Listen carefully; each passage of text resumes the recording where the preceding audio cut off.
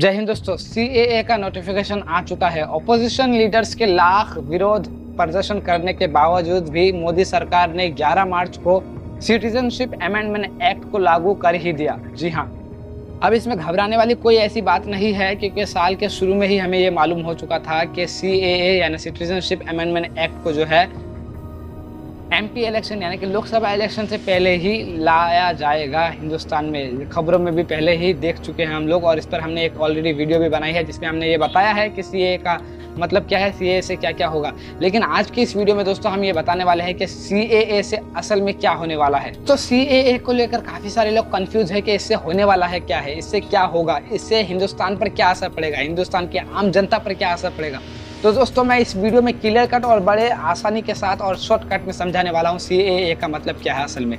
दोस्तों सीएए कानून, इसमें क्लियरली लिखा गया है कि जो भी हिंदू, सिख, ईसाई, बुद्ध, जैन, पारसी पाकिस्तान, बांग्लादेश और अफगानिस्तान से आएंगे उनको हिंदुस्तान का नागरिक माना जाएगा, उनको यहाँ पर नागरिकता दी जाएगी। शर्त यह है कि 31 दिसंबर 2014 से यहाँ पर रह रहे हों बगैर दस्तावेजों के, और उनको जाकर सिर्फ पोर्टल पर, जो अमेंडमेंट एक्ट का जो पोर्टल है उसमें जाकर उनको रजिस्ट्रेशन करना होगा। थोड़ी सी छानबीन के बाद उनको यहाँ का नागरिक मान लिया जाएगा, नागरिकता दे दी जाएगी। बस बात खत्म।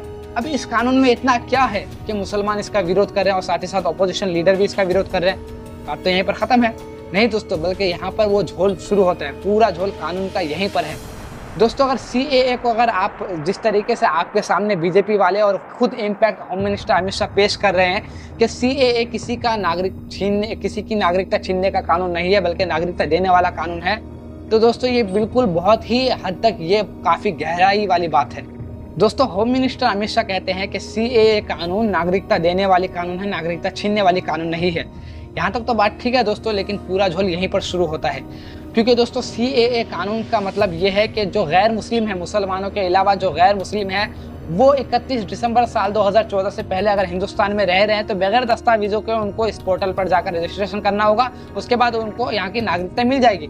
लेकिन मुसलमान को यहाँ पर नागरिकता साबित तो करना होगा, क्योंकि अमित शाह जब कहते हैं कि नागरिकता छीनने वाली कानून नहीं है, नागरिकता देने वाली कानून है, इस कानून से जो लोग यहाँ पर रह रहे हैं उनका कोई नुकसान नहीं होगा। तो अगर आप हिंदुस्तान के शहरी हैं तो शहरी होने के लिए आपको तो डॉक्यूमेंट्स देने होंगे। दोस्तों बहुत सारे लोग इस चीज़ को लेकर कंफ्यूज हैं कि सीएए कानून तो सिर्फ नागरिकता देने वाली कानून है, नागरिकता छीनने वाली कानून नहीं है। इनफैक्ट अमित शाह भी यही बात कह रहे हैं कि ये कानून नागरिकता देगी, नागरिकता छीनेगी नहीं। लेकिन दोस्तों अगर आप सीएए को सही मानों में देखेंगे, एनआरसी के साथ लेकर सीएए को देखेंगे तो आपका दिमाग हैंग हो जाएगा। क्योंकि दोस्तों सीएए कानून अगर लागू होता है देश में तो इससे जो गैर मुस्लिम है उनको तो सिटीजनशिप बगैर डॉक्यूमेंट के मिल जाएगी, लेकिन मुसलमानों को डॉक्यूमेंट देना पड़ेगा। अगर मुसलमान डॉक्यूमेंट नहीं दे पाएंगे तो एनआरसी के तहत उनको स्टेटलेस कर दिया जाएगा, उनको एनआरसी के तहत बाहर कर दिया जाएगा। अब आप समझिए सीएए कानून से किसको फायदा होगा। तो सीएए को एक एग्जाम्पल के तौर पर समझाता हूँ। एग्जाम्पल है, गुलाम सरवर मुसलमान है, बीजेपी से एमएलए हैं, और वहीं पर शुभेंदु अधिकारी एक हिंदू है और बीजेपी से एमएलए हैं। तो दोस्तों जब ये कानून लागू कर दिया गया है तो आप समझिए एनआरसी जब होगा तो एनआरसी में दोनों ही से कागज मांगे जाएंगे कि आप हिंदुस्तान के शहरी हैं कि नहीं है। लेकिन जब गुलाम सरवर पेश कागज नहीं कर पाएगा तो गुलाम सरवर को बाहर कर दिया जाएगा, स्टेटलेस कर दिया जाएगा। वहीं पर शुभेंदु अधिकारी को जब कागज मांगा जाएगा, वो कागज नहीं दे पाएगा तो सीएए के तहत उनको सिटीजनशिप मिल जाएगी। अब यहीं पर पूरा खेल है दोस्तों। आपको समझना होगा कि अगर आप सीएए को देख रहे हैं तो इसको सिर्फ सीएए को मत देखिए, बल्कि पूरे कानून को देखिए। पूरे कानून के तहत आप इस चीज को समझिए कि सीएए असल में क्या है। तो असदुद्दीन ओवैसी ने सीएए को लेकर पार्लियामेंट में क्या ही खूब कहा था कि आप उन लोगों के लहू का मजाक उड़ा रहे हैं इस कानून को लाकर जो लोग इस देश को आजाद करने में अपना खून बहाए थे, अपना लहू बहे। असदुद्दीन ओवैसी कहते हैं कि सिटीजनशिप अमेंडमेंट एक्ट से हमें परेशानी नहीं है, बल्कि आप इसको धर्म के आधार पर ला रहे हैं, हमें इससे परेशानी है। आपने इसमें मुसलमानों को क्यों नहीं जोड़ा। वाकई में दोस्तों ये बात सच है कि हिंदुस्तान की तारीख में ये सबसे पहला कानून है जो धर्म के आधार पर बनाया गया, और इम्पैक्ट ये आर्टिकल 14 का उल्लंघन भी है जो धर्म के आधार पर कानून बनाने पर रोक लगाता है। दोस्तों क्या हिंदुस्तान में पहले सीएए कानून नहीं था? जी बिल्कुल था। हिंदुस्तान में सिटीजनशिप अमेंडमेंट पहले भी था, लेकिन जो पहले का अमेंडमेंट एक्ट था उसमें एक अलग ही तरीका था। उसमें अगर आप किसी भी देश के, बांग्लादेश, पाकिस्तान, अफगानिस्तान में किसी भी नागरिक को अगर हिंदुस्तान का नागरिक देना चाहते हैं, चाहे वो हिंदू मुसलमान कोई भी हो, तो उनको हिंदुस्तान में 11 साल रहना होगा। उसके बाद यहाँ के कुछ रूल्स है उसको फॉलो करने के बाद ही उनको जो है नागरिकता दी जा सकती है। लेकिन सीएए जो अभी का कानून है इसके तहत मुसलमानों को छोड़कर जो गैर मुस्लिम हैं उनको 6 साल अगर हिंदुस्तान में रहते हैं तो उनको नागरिक दी जाएगी बगैर दस्तावेज़ों के।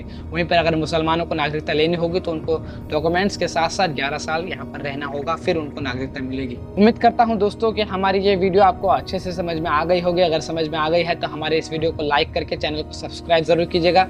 फेसबुक पर देख रहे हैं तो फेसबुक पेज को भी फॉलो कीजिएगा, इससे आपका कुछ जाएगा नहीं। और अगर आप सीएए पर और भी जानना चाहते हैं कि सीएए कानून कैसे आया, कब आया, तो आप हमारी इस वीडियो को देख सकते हैं। इसमें हमने बताया है कि सीएए कानून कब और कैसे आया है।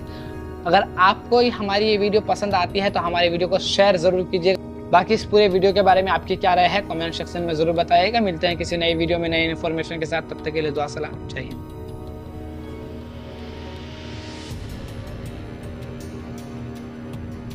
दोस्तों अभी जब मैं ये वीडियो रिकॉर्ड कर रहा हूँ तब तक तो सिटीजनशिप अमेंडमेंट एक्ट का जो वेबसाइट है वो लॉन्च नहीं हुआ है, वो नहीं आया है और ना ही इसकी तरफ से कोई दूसरी नोटिफिकेशन आई है। तो जैसे ही कुछ आती है सीएए की तरफ से हम लोग आपको ज़रूर रूबरू कराएंगे और उसके बारे में आपको ज़रूर बताएंगे, एक्सप्लेन भी कराएंगे और जो वेबसाइट है उसके बारे में भी आपको ज़रूर बताएंगे जैसे ही आती है। तो तब तक के लिए टेक केयर, जय हिंद।